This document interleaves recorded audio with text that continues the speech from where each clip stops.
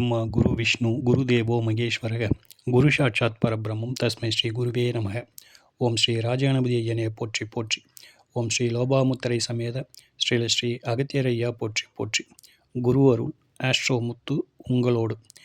இன்றைய பதிவில் கிரகங்கள் தரும் தொழில்கள் அப்படிங்கிற வரிசையில் குரு பகவான் தரும் தொழில்களை பற்றிய விஷயங்களை இந்த பதிவில் பார்க்க இருக்கின்றோம்.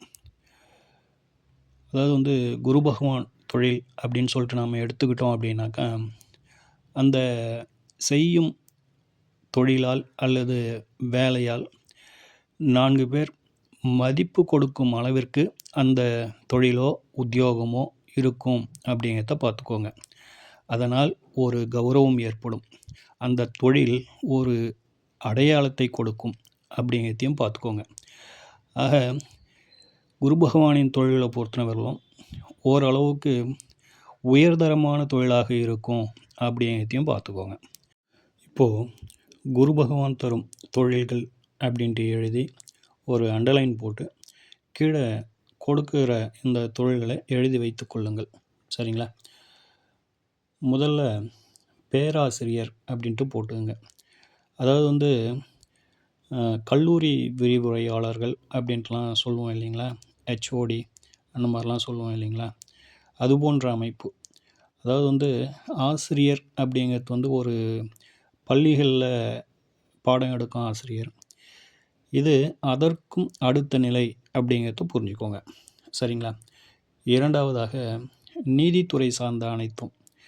அதாவது கோர்ட்டில் வக்கீலாக இருக்கலாம், அல்லது ஒரு குமாஸ்தாவாக இருக்கலாம், அல்லது அதிலேயே உயர்ந்த பதவியான நீதிபதியாக இருக்கலாம். சரிங்களா? அது உங்கள் ஜாதகத்தில் குரு பகவானின் நிலையை பொறுத்து அமைகின்றது அப்படிங்கிறத பார்த்துக்கோங்க. மூன்றாவதாக மஞ்சள் வியாபாரம். நான்காவதாக மருத்துவர். ஐந்தாவதாக ஆன்மீக போதகர். ஆறாவதாக தலைமை பொறுப்பு. ஏழாவதாக நிதித்துறை அப்படின்னாக்கா பேங்க் சம்மந்தப்பட்ட விஷயங்கள், கேஷியராக இருக்கிறது, அல்லது பேங்க்கில் ஒரு தலைமை பொறுப்பில் இருக்கிறது, ஜென்ரல் மேனேஜர் அப்படிங்கிற மாதிரியானது, அல்லது வட்டி கடை வைக்கிறது. இது போன்று நிதி சார்ந்த விஷயங்கள் எதெல்லாம் நமக்கு வருகின்றதோ அதை சார்ந்த அத்தனை வேலைகளையும் குரு பகவான் தான் கொடுக்கின்றார். இதிலே ஒரு நல்ல உயர்தரமான பதவி, தலைமை பொறுப்பு அப்படின்னும் போது ரிசர்வ் பேங்க் ஒர்க்கெல்லாம் இதில் தான் வருது அப்படிங்கிறத பார்த்துக்கோங்க. ஜோதிடர், ஆலய அர்ச்சகர், புரோகிதர், தங்க வியாபாரம், ட்ரஸ்ட்டு வச்சு நடத்துவது, ஆலய தர்மகர்த்தாவாக இருப்பது, கல்வி நிலையங்கள், அது சார்ந்த பணிகள் அப்படிங்கிற மாதிரியான ஒரு அமைப்பு.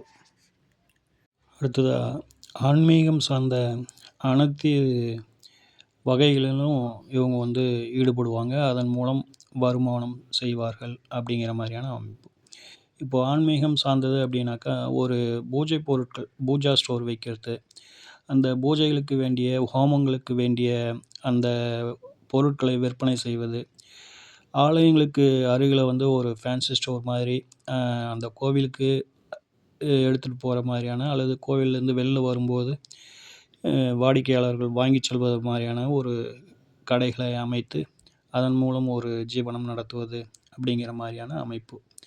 அடுத்ததாக சாஸ்திரங்கள் தொடர்பானது அப்படின்னும்போது வேத விற்பனர்கள் அவங்களுக்கு அந்த கல்வியை சொல்லிக் கொடுப்பது அப்படிங்கிற மாதிரியா சாஸ்திரம் தொடர்பான அனைத்து விஷயங்களும் இவங்க சிறப்பாக செயல்படுவாங்க அப்படிங்கிற மாதிரியான ஒரு நிலைப்பாடு. சரிங்களா?